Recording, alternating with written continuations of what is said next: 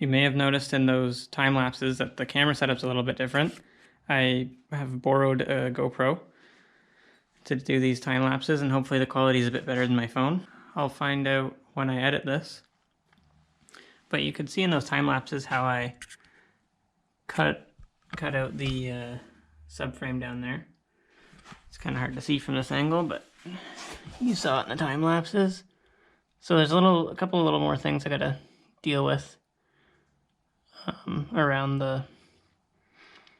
You can see at the back there that the transmission is touching, so I'm probably gonna have to scoop that out. The axles are touching too, so I'm gonna have to notch a spot for them. But I got the majority of it out of the way. I unbolted the transmission cross member and dropped it down 2 inches or so. Hopefully I can bring it back up. I haven't really got under there to look, but I got the engine sitting where it needs to be, I'm pretty sure. And you could see in the end of those time lapses there, I cut out some of the webbing out of the hood here. Sorry about the lighting, I'm trying to figure this out. It's just that the hood is covering up the only light I have here. So yeah, I cut out a bit of webbing here that was touching the high point at the front of the engine here. The intake manifold, this is the highest point here. I did cut off a standoff for the engine cover, which I'm not going to be using. So I'm going to just close this hood here so you can see how everything looks. So the hood is properly closed.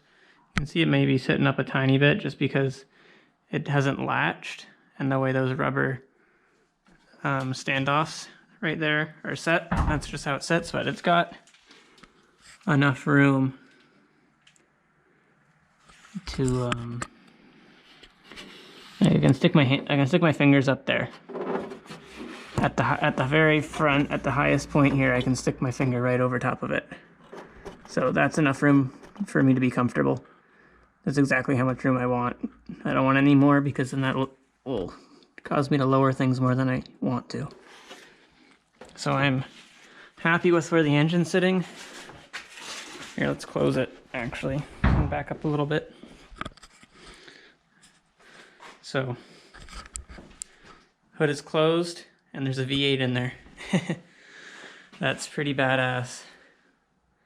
So I just gotta finagle stuff around a little bit more, do a little bit more cutting, and figure out.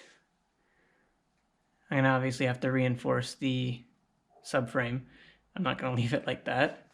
Just reinforce it in such a way that it won't interfere with the new engine and the lower transmission. I decided to notch it instead of lowering it, because lowering it, then I'm effectively lowering the lower control arm and a bunch of stuff. Looks like the axle is getting pretty close to the control arm there. That might be something I have to look at. But I got the front of the engine where it needs to be, so the rest of it, now I can just move around as needed. So yeah, thanks guys for watching this episode, and see you in the next one.